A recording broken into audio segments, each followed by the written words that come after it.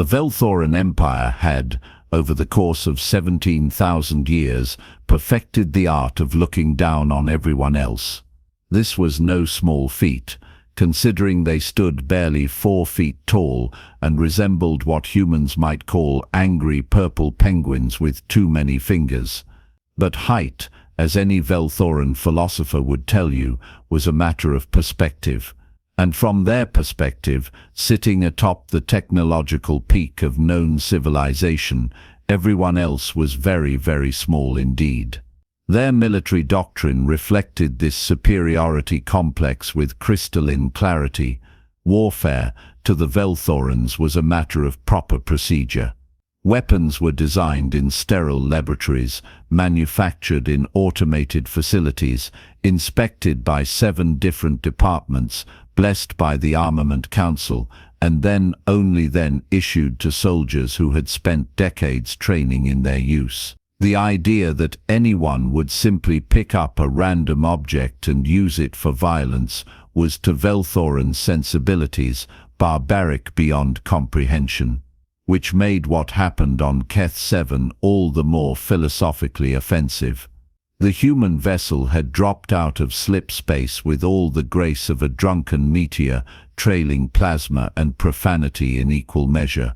Commander Zilthar had watched it spiral into the jungle moon's atmosphere with the detached interest of someone watching an insect fly into a spider's web. Keth 7 was a restricted world, quarantined due to its aggressively hostile ecosystem and pending resource surveys. No one was supposed to be here, especially not humans. The crash site resembled a scar carved into the emerald jungle, smoke rising in a thick column that probably violated several environmental protocols. Zilthar dispatched a containment team with instructions so standard they might as well have been chiseled into stone tablets. Secure the site, confiscate all equipment, detain any survivors for processing. There was one survivor.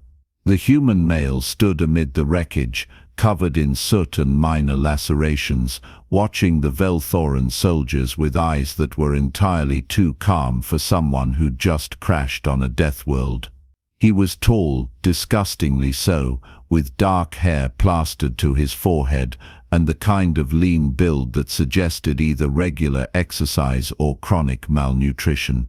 When the soldiers trained their plasma rifles on him, he simply raised his hands in the universal gesture of compliance.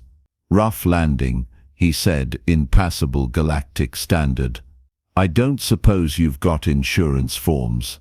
The Velthorans did not appreciate humor in crisis situations.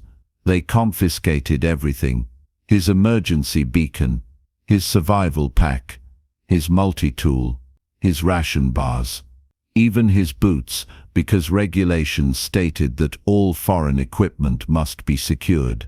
They left him with his clothes, synthetic fabric designed for space travel, utterly inappropriate for jungle survival, and a stern warning that retrieval would be arranged pending investigation into his violation of restricted space. The human, his identification listed him as Marcus Webb, engineer, age 37, nodded agreeably. Too agreeably. He watched them load his equipment into their transport with the expression of someone watching a mildly interesting stage play. "How long until pickup?" he asked. "Standard processing requires 14 to 21 cycles," Zilthar informed him. "You will remain at the crash site 3 weeks. In a jungle, with no equipment." Marcus looked around at the towering trees, the alien undergrowth, the distant screech of something that definitely wanted to eat him. "Sounds reasonable." The Velthorans departed with his belongings, leaving him standing in a clearing surrounded by twisted metal and hostile wilderness. As their transport lifted off, Science Officer Prath Nin activated the surveillance drones. Leaving a stranded alien on Keth 7 was admittedly somewhat against protocol, but it was also an unprecedented opportunity to observe human behavior under duress. For research purposes, naturally. They expected panic. Perhaps desperation. Most species would attempt to signal for help, conserve energy, and hope their biology could outlast the environment long enough for rescue. Marcus Webb picked up a rock. Part 2.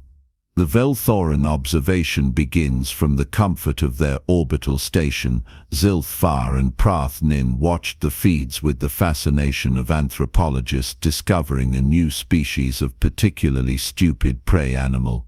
"He is examining stones," Prathnin observed, her translator rendering her chittering into flat, academic standard. "This is normal grief behavior." "Yes." "The shock of survival." "Perhaps he is concussed," Zilthvar suggested. The crash was significant. Marcus had indeed begun examining stones. Not randomly either.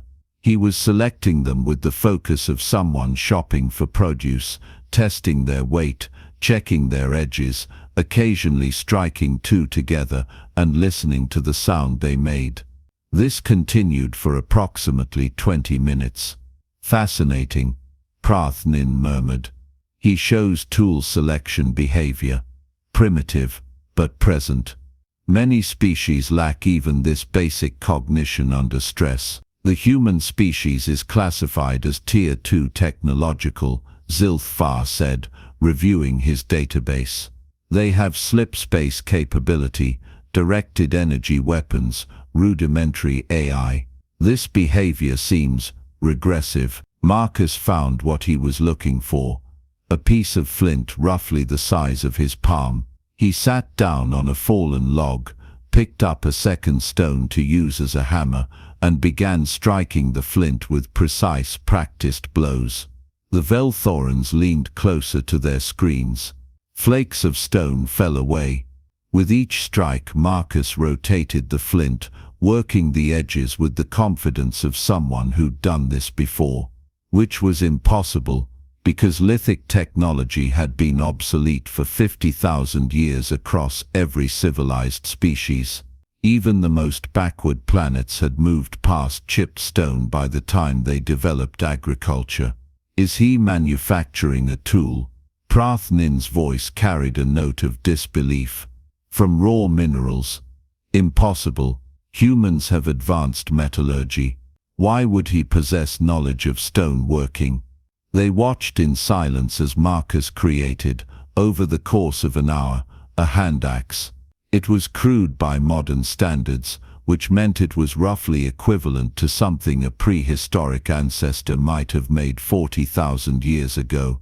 But it was undeniably functional.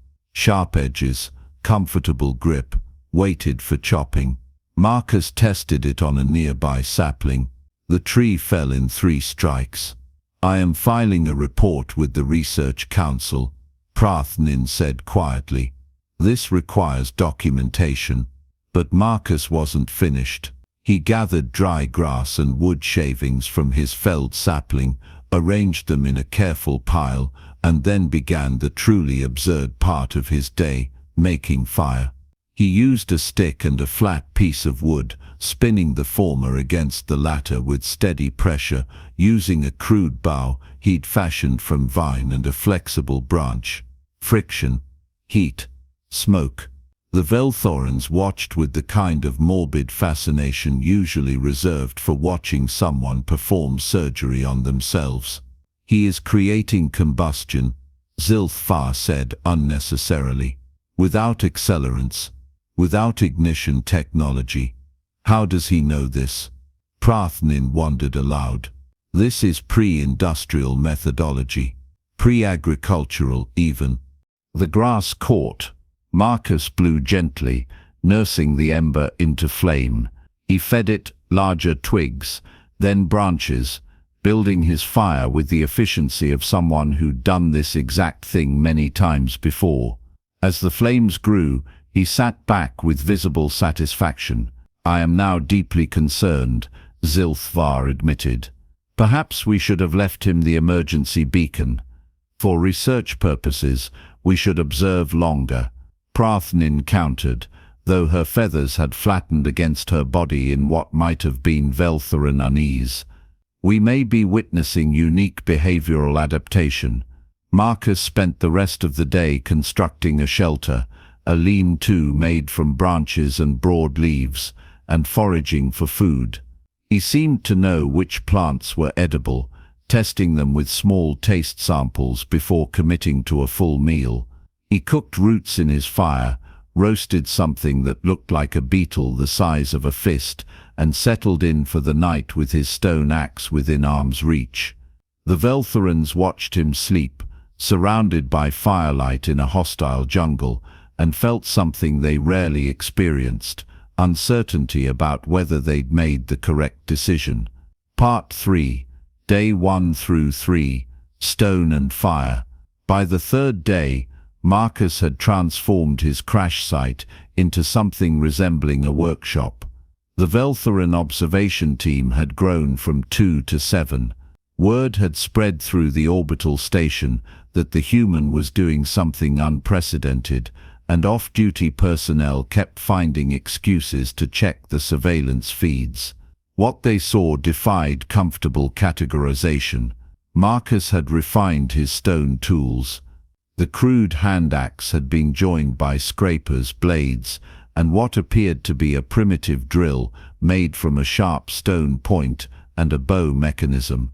He'd constructed these with the methodical precision of an engineer, which technically he was, but using technology that predated written language. "This makes no sense," junior analyst Keth said, reviewing the footage. His personnel file indicates specialization in plasma drive maintenance, advanced mathematics, quantum field theory. Why does he know how to knap flint? Human education systems are notoriously inefficient, Prathnin offered. Perhaps they teach survival skills as cultural preservation. For 3 weeks of training, perhaps. Not this. Keth gestured at the screen, where Marcus was using his stone axe to fell a tree, a full-sized tree, with a rock tied to a stick. This is mastery-level competence. The tree fell exactly where Marcus intended. He began processing it immediately, stripping branches, using his stone tools to shape the wood. The Velthorans watched him work with the growing realization that they were observing something their 7-stage approval process could never produce: raw, adaptive capability. Marcus created spear shafts, 4 of them, each as tall as he was. He fire-hardened the points, holding them over his campfire and rotating them with practiced patience. The wooden tips turned dark and dense, transformed by heat into something approaching the hardness of inferior metal. "Those are weapons," Zilthvar said flatly. "Technically, they are tools," Prathnin corrected. "Spears serve multiple purposes: hunting, defense, reaching high objects." He is not reaching for objects. He is preparing for combat. They watched Marcus test his spears, throwing them at a tree from various distances. His accuracy was alarming. By the end of the day, he could hit a target the size of a Velthoran head from 20 paces, which was exactly the kind of statistic that made military commanders nervous. The camp itself had evolved. Marcus had constructed a proper shelter with a raised sleeping platform to avoid ground predators. He'd dug a fire pit with drainage channels. He'd created a water collection system using broad leaves and hollowed logs. His crash site, previously a scar of destruction, now resembled something between a primitive village and a fortified position. On the morning of Day 4, Zilthvar filed a report with his superiors. The response came back within an hour. Continue observation. The High Command wanted data. They wanted to understand this peculiar human capability before making any decisions about retrieval. Marcus, unaware of or unconcerned by his watchers, spent Day 4 expanding his toolkit. He created a stone knife with an edge sharp enough to process the hide of a small creature he'd trapped. He wove baskets from plant fibers. He improved his shelter's waterproofing using clay and plant resin. He is not surviving, Prathnin said, updating her research notes. He is establishing permanent residence. Impossible, he knows retrieval is scheduled. Then why is he building infrastructure for long-term habitation? Zilthar had no answer, but watching Marcus Webb work, efficient, methodical, seemingly unbothered by his predicament, he felt a cold certainty settling into his gut. They had made a miscalculation, a significant one. Part 4, Day 5 through 7, Escalation of Absurdity. The human was building something that made the Velthoran observers deeply uncomfortable.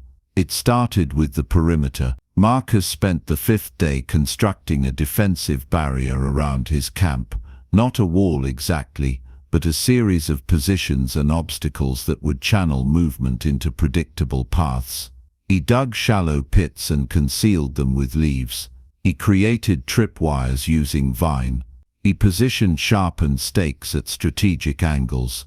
Those are fortifications, Zilthar said, no longer bothering to hide his concern. Military-grade defensive positioning, made from sticks and rocks, Keth added, as if that made it better. It did not make it better.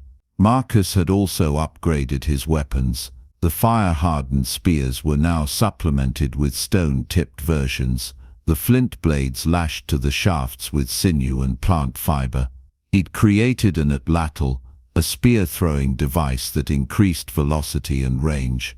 His accuracy with this tool was genuinely frightening. The Velthoran command staff held an emergency meeting on Day 6. The holographic conference brought together military officers, xenobiologists, and one very nervous diplomatic liaison. We should retrieve him immediately, Zilthar argued. This has gone beyond research value. On what grounds? The diplomatic liaison countered. He has violated restricted space. Standard processing requires. He is fortifying a position on a quarantined world using prehistoric technology and showing combat-level proficiency. This is not standard anything. The xenobiologist, an elderly Velthoran named Drath-Tesh, interrupted. Have any of you actually reviewed human evolutionary history? Silence. I suggest you do so. Now, they accessed the Galactic Archive, pulling up humanity's developmental record. What they found made several officers' feathers stand completely upright in alarm. Humans had spent 200,000 years as persistence hunters.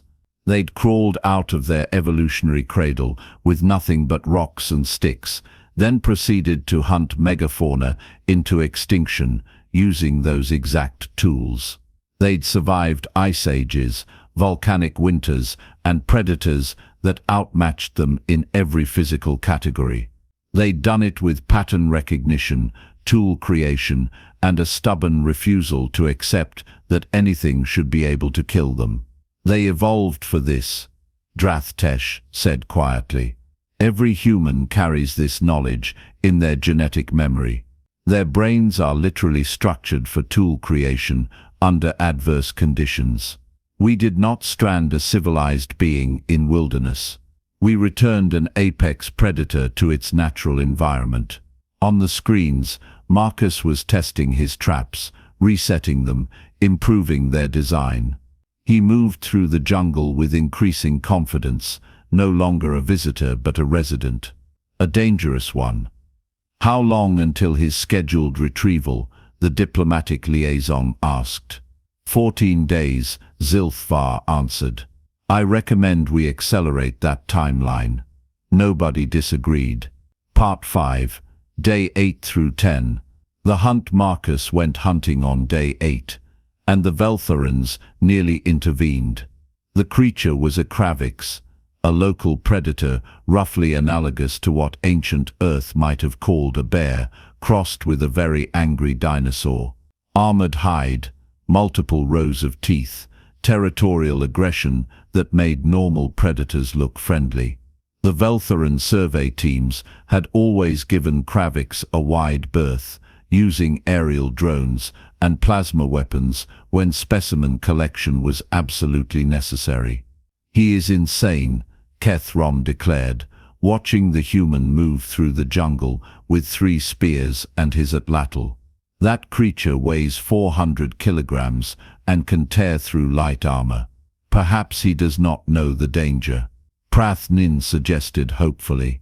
They watched Marcus find the Kravix's trail, broken vegetation, claw marks, scat, and follow it with the focus of someone who knew exactly what he was doing. He wasn't stumbling into danger, he was hunting it. The Kravix was sleeping in a clearing when Marcus found it. A sensible person would have retreated. Marcus studied the terrain, examined sight lines, and began setting up his attack with the methodical planning of an engineer solving a particularly violent equation. He chose high ground. He created a choke point using fallen logs. He positioned himself with the sun at his back so it would shine in the creature's eyes. Then he threw a rock at it. The Kravix woke up furious. It charged with the subtlety of a landslide, all muscle and momentum and murderous intent. Marcus stood his ground until the last possible second, then dodged behind a tree as the creature barreled past. His first spear took it in the shoulder as it turned. Not a killing blow, but deep enough to matter. The Kravix roared. Marcus was already moving, using his prepared terrain to stay ahead of the creature's charges, wearing it down with strikes from different angles. It was persistence hunting, the oldest human strategy. Don't be stronger, don't be faster, just refuse to quit until your prey collapses from exhaustion. The fight lasted 20 minutes. The Kravix died with 4 spears in it, bleeding from multiple wounds, unable to catch the smaller creature that had transformed from prey to predator through nothing but intelligence and stubbornness. Marcus sat down next to the corpse, breathing hard, and started laughing. Not hysterical laughter, triumphant laughter. The sound of someone who'd just proven a point to an audience that didn't realize they were watching a demonstration. "I want him retrieved immediately," Zilthvar said. "I do not care about protocols. The High Command says wait," Prath Nin replied, though her voice carried doubt. "They want to see how far this goes." "How far? He just killed a Kravix with pointed sticks. How much farther can it possibly go?" Marcus began processing his kill.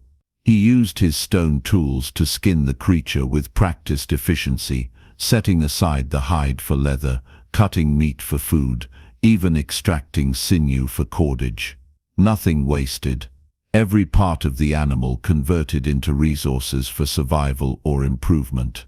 By the time he returned to camp, loaded with materials, the Velthorans had filed 3 separate requests for immediate retrieval. All 3 were denied. The High Command wanted more data. Marcus spent days 9 and 10 transforming his camp into something that could only be called a compound. He stretched the Kravix hide on a frame to cure into leather. He smoked meat over his fire, preserving food for long-term storage. He used bones to create better tools, awls, needles, scrapers with handles.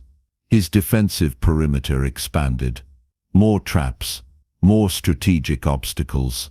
He created a watchtower from lashed logs, giving him visibility over approaches to his camp. At night he sat by his fire, working on projects with the patience of someone who had all the time in the world. "He knows we are watching," Prath Nin said suddenly. "What?" "Look at his behavior. The fortifications, the demonstrations of capability. He is not simply surviving. He is sending a message."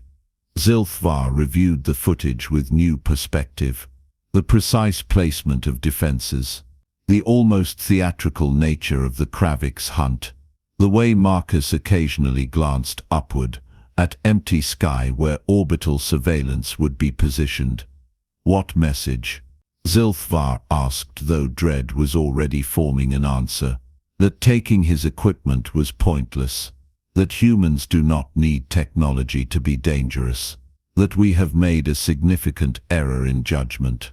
On the screen, Marcus sharpened a spear and smiled at nothing in particular. Part 6. Day 11 through 13. Velthoran Panic. The High Command arrived on Day 11, which was how everyone knew the situation had escalated beyond interesting research opportunity and into potential diplomatic incident. Admiral Vesh-Kar reviewed the surveillance footage personally, her feathers cycling through colors that indicated progressively severe agitation. She watched Marcus construct compound tools, stone blades with wooden handles, bound with sinew and sealed with resin. She watched him improve his shelter into a structure that would survive storms. She watched him create clothing from Kravix leather, transforming from shipwreck victim into something that looked disturbingly like a prehistoric warrior. "Explain to me," she said with dangerous calm, "why we have allowed a human to establish a military position on a restricted world for nearly 2 weeks. Research protocols required." Zilthvar began. "Research protocols do not supersede common sense. He has weapons. He has fortifications. He has supplies. He is now better equipped than when we confiscated his technology." She gestured at the screen where Marcus was testing a new spear design. What happens when his retrieval window closes and he decides he likes living here? That question hung in the air like toxic gas. We retrieve him, the Admiral decided. Today, before this becomes a formal incident requiring explanations to the human colonial authority. The extraction team assembled within an hour. 12 soldiers, full combat kit, non-lethal suppression equipment. They were taking no chances. The plan was simple. Approach the camp, announce official retrieval, escort Marcus to the transport. Standard procedure. What they found made standard procedure seem laughably inadequate. Marcus's camp had evolved into something between a fortified homestead and a siege position. The defensive perimeter was sophisticated, multiple layers covering approaches from every angle. Tripwires, pit traps, sharpened stakes positioned to impale anyone moving carelessly. The watchtower provided elevated oversight. The shelter was weatherproof, insulated, with storage for supplies and weapons. And Marcus sat in the center of it all, working on what appeared to be a fishing net, 3 spears within arm's reach. He looked up as the Velthoran soldiers approached, their armor gleaming in the jungle light. For a long moment, nobody moved. The soldiers saw a human dressed in leather and plant fiber, smeared with soot and dirt, surrounded by primitive weapons. They saw someone who should have been helpless but looked anything but. Marcus saw purple penguins with fancy technology, realizing too late that they'd miscalculated. "Gentlemen," Marcus said pleasantly, setting down his net. "And ladies, if applicable, took you long enough." "Marcus Webb," the team leader announced, "by order of Admiral Vesh-Kar, you are to be retrieved for transport to—" "Yeah, I figured." Marcus stood, stretched, picked up a spear casually. The soldiers' hands moved to their weapons. "Relax, just making a point." "What point would that be?" The team leader's translator couldn't quite capture his nervous tone, but it was obvious anyway. Marcus looked around his camp, at everything he'd built from literally nothing. "You took my beacon, my tools, my supplies, my boots, for crying out loud."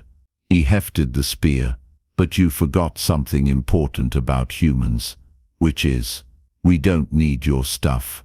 We've been making our own stuff since before your species figured out fire. Take everything from a human, and all you've done is slightly inconvenience us. We'll just make it again." He grinned. "Probably better." The team leader signaled his unit to hold position. This was rapidly exceeding his authorization level. "I knew you were watching," Marcus continued conversationally. "Orbital surveillance isn't exactly subtle when you know what to look for. So I figured, why not demonstrate a little human history? Seemed educational. You created all of this as a demonstration. Well, also because your processing timeline was 3 weeks and I didn't want to die of starvation. But yeah, mostly demonstration." Marcus walked to his shelter, retrieved a carefully wrapped bundle. "You guys want to see something really cool? I was going to start smelting copper next week.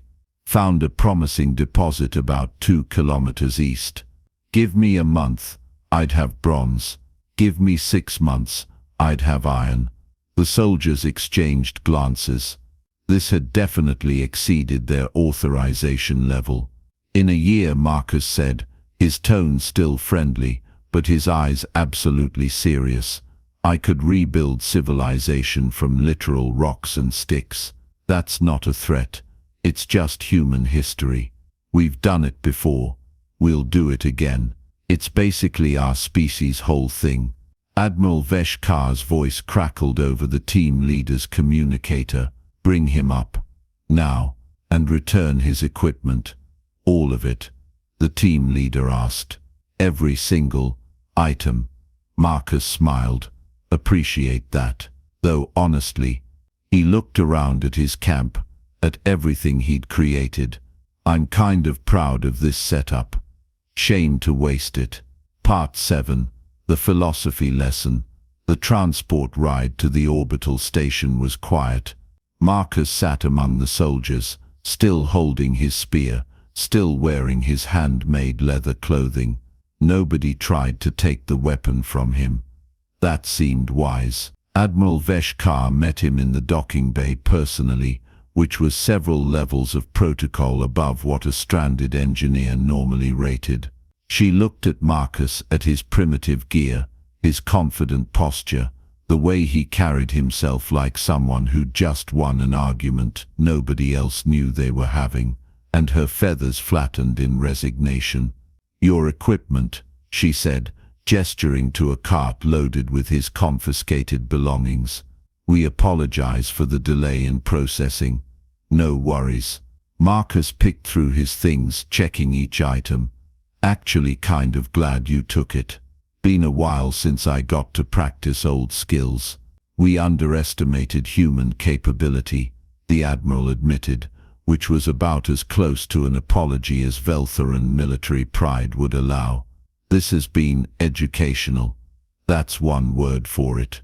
Marcus found his boots, started putting them on. "Want to know the funny part? I suspect I do not, but please continue. Every human knows this stuff. Maybe not to the level I do. Engineering background helps, but the basics. Kids learn this. Wilderness survival, basic tool creation, fire starting. It's standard education.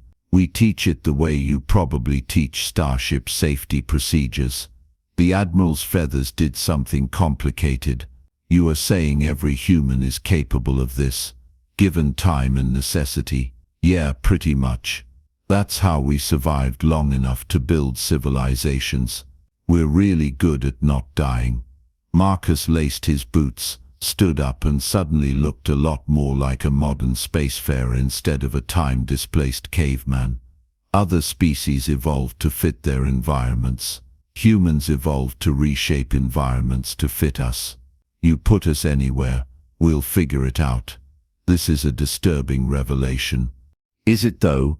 Marcus picked up his multi-tool, flipped it open, tested the various implements. I mean, you guys have plasma rifles and AI and slipspace drives. You've just forgotten that all of that started with someone picking up a rock and figuring out it could be useful. We remember. It's in our DNA. He picked up his emergency beacon, checked its charge, clipped it to his belt. Then he turned back to his spear, primitive, handmade, obsolete by 50,000 years of technological development. He hefted it, feeling its weight. "I'm keeping this," he announced. "That is acceptable," the Admiral said quickly. "Figured you wouldn't mind." Marcus grinned. "Besides, it's a good reminder, for both of us." "A reminder of what?" "That civilization is just a fancy word for stuff humans made because we could. Take away the stuff, we're still humans. We'll just make more stuff. That's literally our entire evolutionary strategy." He shouldered his pack, spear in hand, like some bizarre hybrid of engineer and ancient hunter. "Thanks for the accommodations, by the way. Keth 7 is lovely this time of year." The Admiral watched him leave, escorted now with considerably more respect than when he'd arrived. She turned to Zilthvar, who'd been observing the exchange. "Update our protocols," she said tiredly.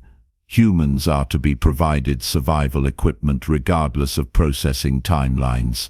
"Understood, though I am not certain it matters." "Explain." Zilthvar gestured at the surveillance footage, still playing on nearby monitors. Marcus's camp, his tools, his weapons, everything created from nothing. "If we do not provide equipment, they will simply create their own. We cannot actually confiscate human capability. We can only delay it slightly." The Admiral considered this, watching Marcus disappear down the corridor, primitive spear resting casually on his shoulder next to his high-tech pack. The image was absurd. It was also profoundly unsettling. "Ensure this incident is included in xenocultural training," she decided. "All personnel should understand what humans are actually capable of." "What should we tell them humans are capable of?" The Admiral thought about a man who'd built civilization from rocks in 2 weeks, who'd hunted prehistoric predators with pointed sticks, who'd demonstrated that humanity's greatest weapon wasn't technology, it was the stubborn refusal to accept that anything was impossible. "Everything," she said finally. "Tell them humans are capable of everything." Down in the docking bay, Marcus Webb boarded his transport, still carrying his spear. The rescue ship's captain looked at the primitive weapon, looked at Marcus's satisfied expression, and wisely chose not to ask questions. As they prepared for departure, Marcus took one last look at Keth 7 through the viewport. Somewhere down there, his camp waited, proof that humanity could survive anywhere, build anything, and generally refuse to die, no matter how inconvenient their circumstances. He'd had worse vacations. The Velthorans, watching from their orbital station, came to a quiet consensus. Humans were terrifying not because of their technology, but because their technology was optional. Strip away their civilization, and beneath it was something older, harder, and considerably more dangerous. Something that had crawled out of an evolutionary crucible, armed with nothing but rocks and attitude, then proceeded to inherit an entire planet through sheer stubborn ingenuity. "Take everything from a human," the lesson went, "and all you've done is remind them where they came from." And where they came from was the top of the food chain, earned one stone tool at a time. The High Command filed their reports. The xenobiologists updated their databases. The military revised their threat assessments. And somewhere in the galaxy, humanity continued being the species that refused to acknowledge that anything should be able to kill them, armed with plasma cannons or pointed sticks, whichever happened to be available. The Velthorans found this deeply disturbing. The humans found it Tuesday.